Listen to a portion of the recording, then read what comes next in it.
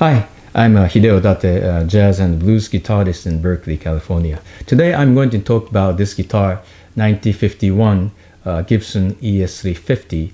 I got this guitar in year of 2008, I believe, 12 years ago.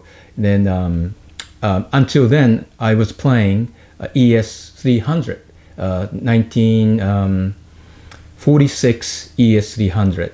But that was a non-cutaway model, so that I wanted to cut away so that I could play higher notes much easier than non-cut model. Then it was a natural step up from 300 to 350, so I found this guitar on eBay.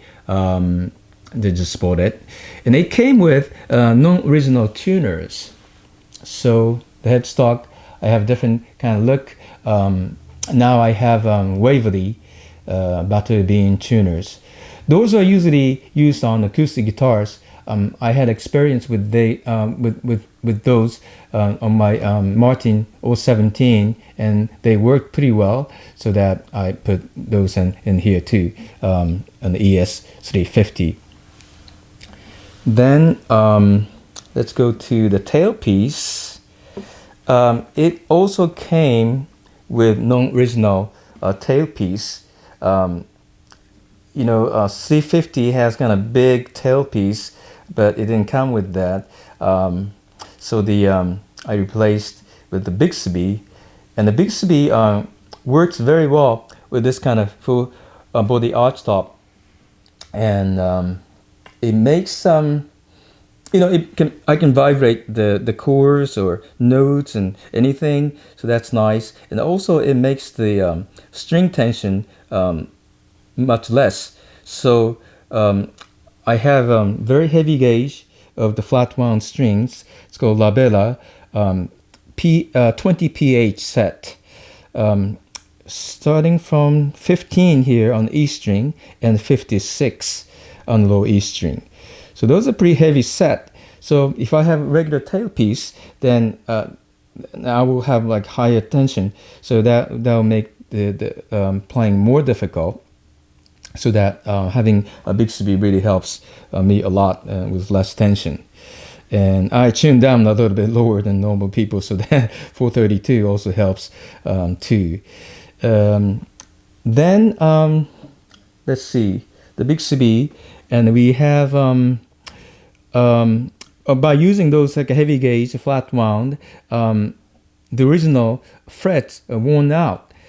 2 years ago, this had the refretting job from Hideo Kamimoto, who lives in Campbell, California, and he made the new nut for me as a bone nut instead of original plastic nut. I didn't like the plastic nut either, so that replacing with a new bone nut was really good. And it plays so much better afterwards. The new frets and the new nut, and it plays so consistent everywhere on the neck. It plays very, very clean. Before, with the original frets and the plastic nut, I was very inconsistent. And in some place, I couldn't vibrate the notes, or I couldn't bend the notes. And those are like many spots, I couldn't play well. But with the new frets and the new nut, it improved the sound so much. So I could just bend notes everywhere. I could just vibrate notes and stuff like that, and then play the chords so much cleaner now. Then those pickups are not the original Gibson P90 pickups anymore, but the Vintage Vibe pickups, guitar pickups. Those are the custom made, fit into the P90 type of covers.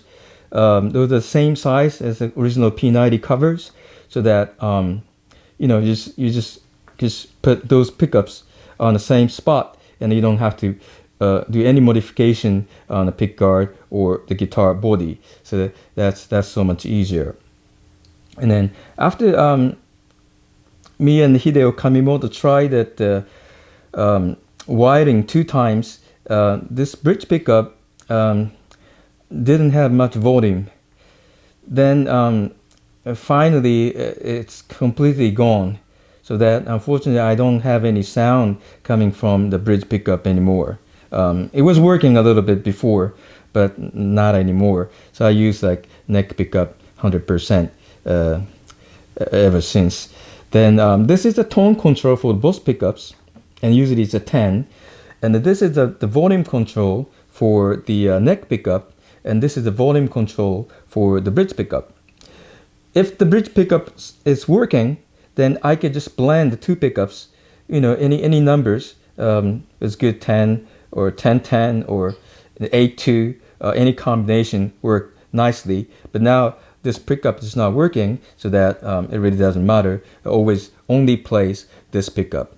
So there's no pickup selector on this guitar. So if this was working, and if I wanted to play the bridge pickup only, I have to set the volume 0 on my neck pickup, and then turn the volume 10 or any volume of the bridge pickup. You have to do that in here, so you can't do it quickly. So now it really doesn't matter. I just said 10-10-10. The reason why is this pickup is very, very quiet and low volume, so that I like to have like maximum output with just doing 10-10 by doing 10-10. Much quieter than my other guitars, so I have to turn up the amp a little bit more. It has a nice sound. I like to have a little bit more volume, so that I don't have to turn the amp too high. Have a tendency to increase noise and so on. But talking about the P90s and those pickups, this pickup produces almost like no noise at all. With the P90, it's pretty noisy, so that there's certain circumstance with no grounding and outlet and old buildings, and that was really horrible. Guitar is not usable, so then I had to really decide to change the pickup. If the P90 sound good, or it really doesn't matter. If it's not playable, then you have to look for a solution. Then I found those pickups. Then this generally speaking, this guitar is a full body acoustic electric acoustic guitar in a 17-inch lower bout and a 25 scale lengths, the long scale. So it's a full size guitar, just like L5 and L7, ES5, and those guitar. So that it's like it's kind of jazz guitar that way. 350T may have the short scale and also very, very thin body. So this is kind of full size body, so that those 350 and 350T are quite different guitars. And the maple laminated top and a maple side and back. So it's pretty simple and very plain, and I believe it's maple neck as well. And the neck is worn, the finish of the neck is a little bit worn by now, by 12 years, and this neck, so that it's a little bit worn by now. But the rest of the guitar is pretty clean. The finish is still there. They're checking, but not much. I think it is the finish is still shiny and very intact. It's not coming off the body, so that's nice. And then how does it sound?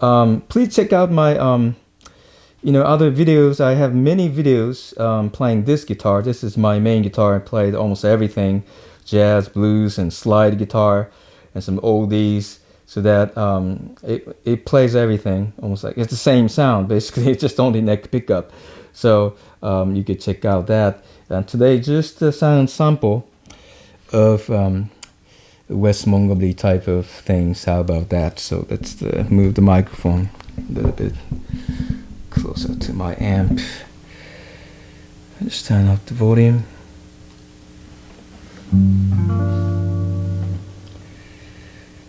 Okay.